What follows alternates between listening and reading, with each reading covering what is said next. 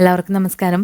ഇന്ന് നമുക്ക് നല്ലൊരു അടിപൊളി മസാല ചായയുടെ റെസിപ്പി നോക്കാം. മസാല ചായ എന്ന് പറയുമ്പോൾ കുറച്ച് മസാലയൊക്കെ ഇട്ട് തയ്യാറാക്കുന്ന ഒരു അടിപൊളി ചായയാണ്. ഈ ഒരു ചായ കുടിച്ചു കഴിഞ്ഞാൽ നല്ലൊരു ഉന്മേഷം കിട്ടുകയും അതുപോലെ തന്നെ തലവേദന, തൊണ്ടയ്ക്ക് വേദന ഒക്കെ ഉണ്ടെങ്കിൽ നല്ലൊരു ആശ്വാസം കിട്ടുന്ന ഒരു അടിപൊളി ചായയുടെ റെസിപ്പിയാണ്. അപ്പോൾ ഞാനിവിടെ ഈ ഒരു ചായ 2 പേരുടെ അളവിലാണ് ചെയ്ത് കാണിക്കുന്നത്. അധികം മസാലക്കൊത്തൊന്നും ഇല്ലാതെ നല്ല പെർഫെക്റ്റ് ആയിട്ടുള്ള ടേസ്റ്റിലുള്ള ഒരു അടിപൊളി ചായയാണ്. അപ്പോൾ നമ്മളൊരു സോസ് പാനിലേക്ക് 1 കപ്പ് വെള്ളം ഒഴിച്ചു കൊടുക്കുന്നുണ്ട്. അപ്പോൾ നമ്മൾ 2 കപ്പ് ചായക്ക് വേണ്ടിയിട്ടുള്ള അളവാണ് ഇവിടെ പറയുന്നത്. അപ്പോൾ ആദ്യം തന്നെ ഈ വെള്ളം നമുക്ക് നന്നായിട്ടൊന്ന് വെട്ടി തിളപ്പിച്ചെടുക്കണം. അപ്പോൾ വെള്ളം തിളയ്ക്കുന്ന സമയം കൊണ്ട് നമുക്കിതിലേക്ക് വേണ്ട മസാല ഒന്ന് പൊടിച്ചെടുക്കാം. അപ്പോൾ ഞാനിവിടെ 2 ഏലക്കായ, 1 ഗ്രാമ്പു, അതുപോലെ തന്നെ ഒരു ചെറിയ കഷ്ണം കറുവപ്പട്ട, ഇത്രയാണ് എടുത്തിട്ടുള്ളത്. അപ്പോൾ ഞാൻ സാധാരണ ചായ ഉണ്ടാക്കുമ്പോൾ ഇത്രയാണ് ചേർത്ത് കൊടുക്കുന്നത്. നിങ്ങൾ കൂടുതൽ മസാല വേണമെന്നുണ്ടെങ്കിൽ നിങ്ങൾക്ക് തക്കോലം ഒക്കെ ചേർത്ത് കൊടുക്കാവുന്നതാണ്. അപ്പോൾ നമ്മളിത് ചെറുതായിട്ടൊന്ന് ക്രഷ് ചെയ്തെടുത്തിട്ടുണ്ട്. ഒരുപാട് പൊടിയേണ്ട ആവശ്യമില്ല, ഇതുപോലെ ഒന്ന് ക്രഷ് ചെയ്തെടുക്കുക. അത് നമ്മൾ ഈ ഒരു തിളച്ച വെള്ളത്തിലേക്ക് ഇട്ട് കൊടുത്തിട്ട് വീണ്ടും നന്നായിട്ടൊന്ന് തിളപ്പിക്കാം. ഇനി നമ്മൾ മസാല ചായയുടെ മെയിനായിട്ടുള്ള ഒരു ഇൻഗ്രീഡിയൻ്റ് ആണ് ഇഞ്ചി. നമ്മളിവിടെ ഒരു ചെറിയ കഷ്ണം ഇഞ്ചി എടുത്തിട്ടുണ്ട്.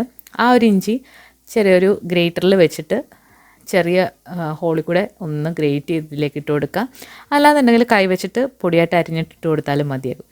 പിന്നെ ഇതെല്ലാം കൂടി ഇട്ടിട്ട് ഈ ഒരു വെള്ളം നന്നായിട്ട് വെട്ടി തിളപ്പിക്കണം. വെള്ളം നന്നായിട്ട് തിളച്ച് വന്നു കഴിഞ്ഞാൽ ഇതിലേക്ക് ഞാനിവിടെ 2 ടീസ്പൂൺ തേയിലപ്പൊടിയാണ് ചേർത്ത് കൊടുക്കുന്നത്. ഇത് ഡസ്റ്റ് തേയില അല്ല, കുറച്ച് തരിതരികളുള്ള തേയിലയാണ്. ഇനി നമ്മൾ ഇതിലേക്ക് 1 കപ്പ് പാല്, ഇത് ഞാൻ മൈക്രോവേവിൽ 2 മിനിറ്റ് ചൂടാക്കിയിട്ടുള്ള പാലാണ്, അതൊഴിച്ചു കൊടുക്കുക. അപ്പോൾ പാല് ചൂടോടെ ചേർക്കുകയാണെങ്കിൽ ഈ ചായക്കൊരു പെർഫെക്റ്റ് ആയിട്ടുള്ള ടേസ്റ്റ് കിട്ടും. അല്ലാന്നുണ്ടെങ്കിൽ തണുത്തായാലും മതിയാകും.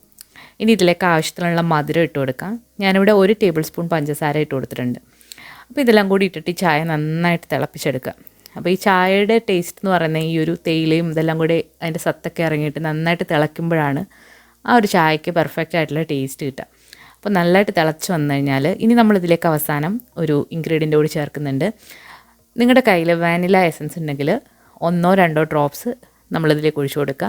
ഞാനിവിടെ വാനില ചേർത്ത പഞ്ചസാര 1/4 ടീസ്പൂൺ ചേർത്ത് കൊടുത്തിട്ട് നന്നായിട്ടൊന്ന് ഇളക്കി കൊടുക്കുന്നുണ്ട്. അപ്പം വാനില എസൻസ് ചേർത്ത് കൊടുത്തു കഴിഞ്ഞാൽ പിന്നെ അധികം തിളപ്പിക്കരുത്, തീ ഓഫ് ചെയ്യുക. ഇനി നമുക്കിതൊരു കപ്പിലേക്ക് അരിച്ചിട്ട് മാറ്റാം.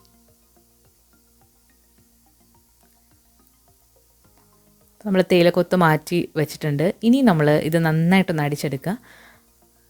നന്നായിട്ട് പൊക്കി തന്നെ ഈ ഒരു ചായ നന്നായിട്ട് അടിച്ചെടുക്കുക. ഒരുപാടങ്ങ് അടിക്കേണ്ട ആവശ്യമില്ല, അപ്പോൾ ചായ നന്നായിട്ടങ്ങ് തണുത്തു പോവും.